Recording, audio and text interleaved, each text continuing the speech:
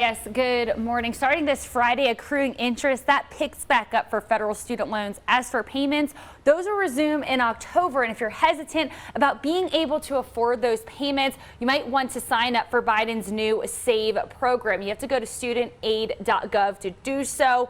And what sets this program apart from any other income-driven repayment plan? Well, according to the Biden administration, the SAVE plan will cut payments on undergraduate loans in half compared to other IDR plans. It'll also prevent balances from growing because of unpaid interest, as long as borrowers make their respected monthly payments.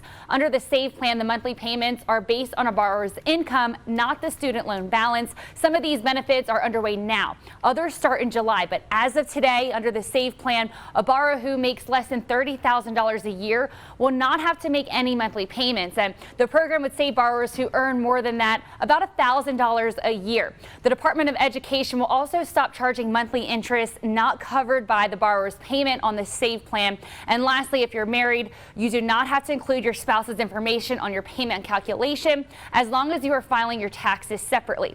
It's important to note the SAVE plan, it has benefits that won't go into effect until July of next year. Payments will be cut in half for undergraduate only borrowers, and payments on undergraduate loans will be reduced from 10% of income above 225% of the poverty line to 5% of income above that threshold.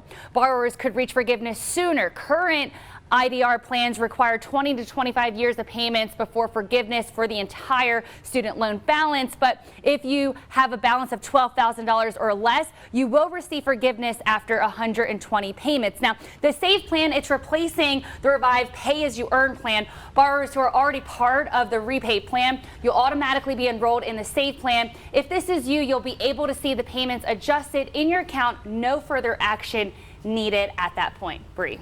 All right. So, Carolyn, I think a lot of people are just saying, okay, how did we get to this point where these loans are so big that people need this kind of help? Yeah, for sure. Well, earlier this year, the Supreme Court struck down President Joe Biden's student loan forgiveness plan. Justices ruled that the Biden administration overstepped its authority when it announced that it would cancel up to $400 billion in student loans. And before entering office, President Biden actually pledged to cancel at least $10,000 worth of that student loan debt per person.